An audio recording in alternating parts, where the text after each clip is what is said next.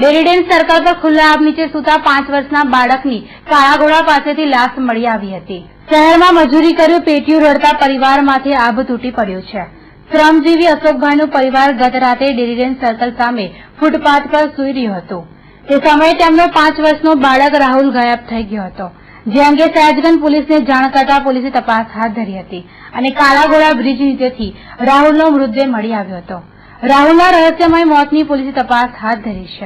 Sayajiganj police station વિસ્તારમાં MS યુનિવર્સિટીની પાછળના બાજુએ વિશ્વામિત્રીના ગટરના નાળામાં એક બાળકની લાશ નાળાના કિનારા ઉપર 5 વર્ષના બાળકની લાશ મળી આવેલ છે અને એમનું મોઢું જમીનમાં કે હાર્ડ સરફેસમાં આમ રગદોળીને એનું મર્ડર કર્યું હોય એવું પ્રાથમિક દ્રષ્ટિએ જણાય, પણ પ્રાથમિક દ્રષ્ટિએ જોતા નીચેના ભાગે ચડી છે નહીં, પણ સૃષ્ટિ વિરુદ્ધનું કૃત્ય કરવાનો ઈરાદો હોઈ શકે, પણ થયું હોય એવું આમ પ્રાથમિક નિરીક્ષણ આધારે જણાતું નથી। બાળક રાતના 3 વાગ્યા સુધી હતો, પછીથી મિસિંગ થયો હતો એટલે એમને શોધતા હતા, અહીંથી મળી આવ્યો। જોકે રાહુલના પરિવારે રાહુલની હત્યાની આશંકા સાથે રાત્રિના સમયે તેનું અપહરણ કરવામાં આવ્યું હોવાના આક્ષેપો કર્યા છે। 3 વાગે ઉઠાઈ ગયા છે મારો છોકરો। એ ઉઠાઈ ગયા તો ખબર ન પતો પડ્યો નહીં અમને, એ માણસનો ખબર નહીં પડી અમને। ડેરાડું માગારી ઓંઘેલા છીએ અમે, અહીંયાથી ઉઠાઈ ગયેલા છે।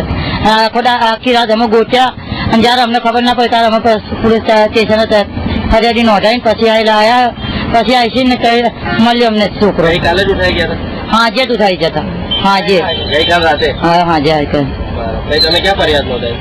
આજે અજીગનમાં। અને ક્યાંથી મળી આવ્યો? આ એ નીચેથી મળી આવ્યો। જયારે કોઈ ઉઠાવા આવ્યું ત્યારે તમે એને જોયો તો કેવો લાગતો હતો? એ બાલ બધું ખુલ્લું હતું અને બધું મારેલું હતું, નામ પોરો કરીને ઓઘારેલો હતો, નાગો ફૂગો ઓઘારેલો હતો, ખાલી જર્સી જ પહેરાયેલી હતી।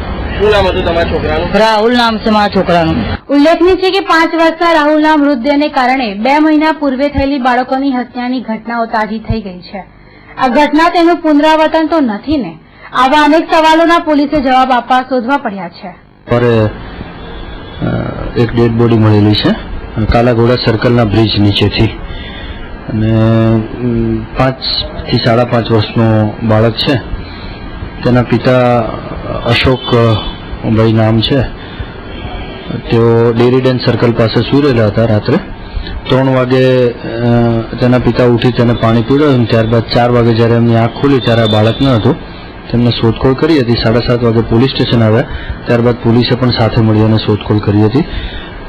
પાછળથી આ ડેડ બોડી કાલાઘોડા સર્કલના બ્રિજ નીચેથી મળી આવેલી છે। આગળની હાલ તપાસ ચાલુ છે।